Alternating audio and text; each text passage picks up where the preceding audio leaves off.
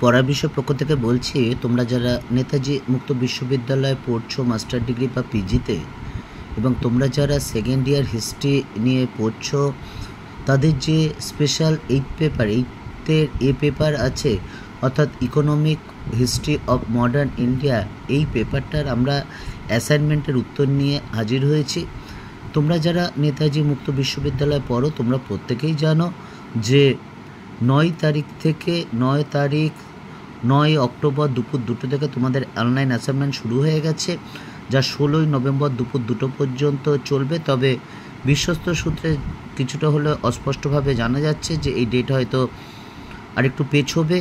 তা যাই হোক, পেছোক বা না পেছোক, আমরা 16 তারিখের আগেই আমরা চেষ্টা করব, 15 তারিখের মধ্যেই আমরা কিন্তু প্রত্যেকে সাবমিট করে দেওয়ার চেষ্টা করব। পড়া বিষয় পক্ষ থেকে বলছি, দৃঢ়তার সাথে বলছি এবং অভিজ্ঞতা থেকে বলছি যে এই বছর আমি দেখছি যে করা হচ্ছে, বলা হচ্ছে প্রত্যেকের আলাদা সেট, একজনের সাথে আরেকজনের মিলছে না, অর্থাৎ প্রত্যেকের আলাদা সেট। যদি 100 জন পরীক্ষা দেয়, 100 জনের আলাদা সেট, বিভিন্ন জায়গা থেকে শুনতে পাচ্ছি। কিন্তু আমার একটা কথা বলার আছে যে এই যে তোমরা 9 তারিখ থেকে পরীক্ষা দিচ্ছ, যেটা 16 তারিখ দুপুর 2টো পর্যন্ত চলবে অনলাইন অ্যাসাইনমেন্ট, তার যে নোটিফিকেশান হয়েছিল, সেই নোটিফিকেশানে 13 নম্বর পয়েন্টে দেখবে যে বলা হচ্ছে প্রত্যেকেরই একই কোশ্চেন হবে। তাহলে কি ভুল বলা হচ্ছে? না, সম্পূর্ণ ভুল বলা হচ্ছে না। প্রত্যেকবার সাধারণত 20টা কোশ্চেন বা 1-2টো হয়তো বেশি থাকতে পারে, কিন্তু এইবারে সংখ্যাটা একটু বেশি, হয়তো 25টা, 30টা, 35টা, 40টা এরকমভাবে প্রশ্ন আছে।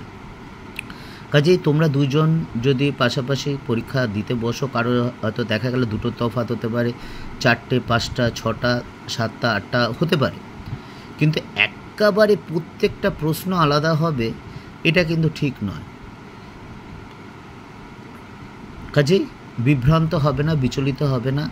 কেন এরকম প্রচারিত করা হচ্ছে বুঝতে পারছি না। উদ্দেশ্যটা তোমরা যদি বুঝে থাকো খুবই ভালো, আমার দরকারও নেই। তা যাই হোক, আমরা এই পেপারটা উত্তর করে দেওয়ার চেষ্টা করছি, তোমরা এগুলো দেখে করো। তবে কয়েকটা প্রশ্ন একটু ডাউটফুল আছে, আমরা যখন আসবো সেটা আলোচনা করব।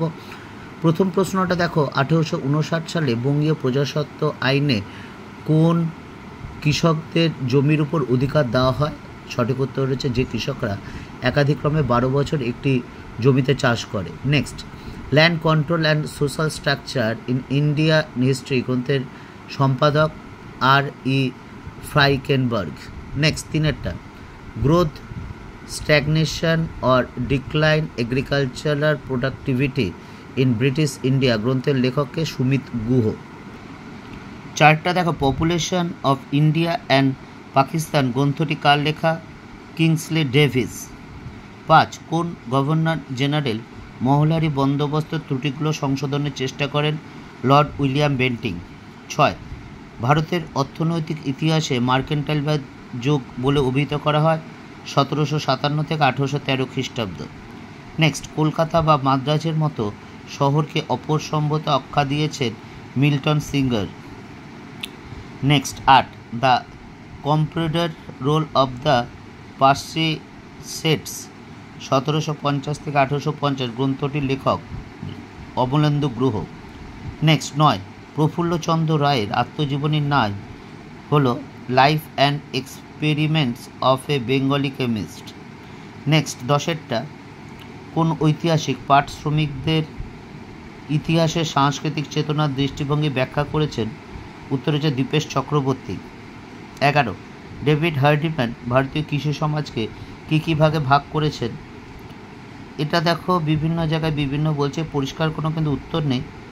2টো, 3টে, 4টে আছে, একটাও না আছে। তবে আমার মনে হচ্ছে এটা 2টো হবে, তবে এটা আমার ডাউট আছে, 100% ডাউট আছে। তবে আমার অভিজ্ঞতা, আমার যতটুকু জ্ঞান অর্জন করেছি, এটা আমার মনে হচ্ছে 2টো। তবে আবার বলছি, ডেভিড হার্ডিম্যান কিন্তু এরকম কোনো ডাইরেক্ট এরকম কথা বলেননি। Next, 12, a rule of property for Bengal কার লেখা? রণজিৎ গুহ।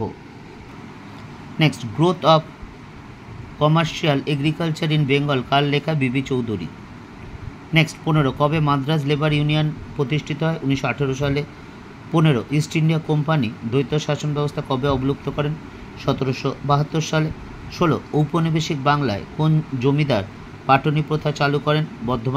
বর্ধমানের জমিদাররা। 17 PM বাগচি অ্যান্ড কোং এর প্রতিষ্ঠাতা হলেন Kishori Mohan Bagchi. Next 18 Deccan agriculturist relief act প্রণীত হয় 1879 সালে। নেক্সট বঙ্গ কারিগরি সংস্থা স্থাপিত হয় 1905 সালে। Next 20 report of labour in Bengal লিখেছে বি ফোলে।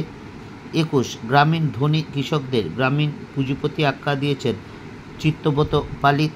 নেক্সট 22 হিন্দু মেলার মুখ্য সংগঠক ছিলেন নবগোপাল মিত্র। নেক্সট বোম্বে পোর্ট ট্রাস্ট প্রতিষ্ঠিত হয় 1873 সালে। নেক্সট 24 বোম্বে স্বদেশী স্টোর এর প্রতিষ্ঠাতা হলেন Balgangadhar Tilak. Next the Indian big bureaucracy গ্রন্থের লেখক হচ্ছে সুনীতি কুমার ঘোষ। 26 রাঙ্গালগাঁও চিনি কারখানা প্রতিষ্ঠা করেন ওয়ালচাঁদ হীরাচাঁদ। 27 1875 সালে দাক্ষিণাত্যে কৃষক বিদ্রোহ প্রথম শুরু হয় পুনা জেলার সুপা গ্রামে। নেক্সট কোন পণ্য ত্রিকোণ বাণিজ্যের ভিত্তি ছিল? আফিম। নেক্সট সাঁওতালি ভাষায় হুল শব্দটির অর্থ কি? বিপ্লব। নেক্সট এক্সপ্রেস মিলের প্রতিষ্ঠাতা হলেন Jamshedji Tata. Rent law commission কবে প্রতিষ্ঠিত হয়? 1859 সালে। নেক্সট 1908 সালে জুন মাসে বোম্বের বস্ত্রবয়ন শিল্পের ধর্মঘট করেছিল কেন? সঠিক উত্তর হচ্ছে তিলকের গ্রেপ্তারের প্রতিবাদে। Next 33 dependent accumulation and under development গ্রন্থটি কার লেখা? Andre Gunder Frank. Next 34 Indian chamber of commerce কবে প্রতিষ্ঠিত হয়? এই কোশ্চেনটা একটা বলা আছে, 4টে অপশন আছে দেখো, 1940, 1935, 1920, 1926। এই 4টে অপশান আছে, কিন্তু এর মধ্যে কিন্তু যেটা ঠিক দেখা যাচ্ছে 1925 সেটাই কিন্তু নেই। আর কিছু জায়গা কাজেই এটা যে কি উত্তর হবে সেটা ঠিক 1926 দিয়ে দেখা গেছে যে উত্তরটা ঠিক হয়নি। কাজে এর কাছে পিঠে কি করব সেটা তোমরা একটু দেখে করো। যাই হোক, এটা তোমাদের উপর ছেড়ে দিলাম। Next 1935 the emergence of the industrial labour force in India study of the Bombay cotton mills 1854 থেকে 1974 গ্রন্থটির লেখক ডেভিড মরিস। 4টে অপশন আছে দেখো, রণজিৎ দাশগুপ্ত, দীপেশ চক্রবর্তী, সুকোমল সেন এবং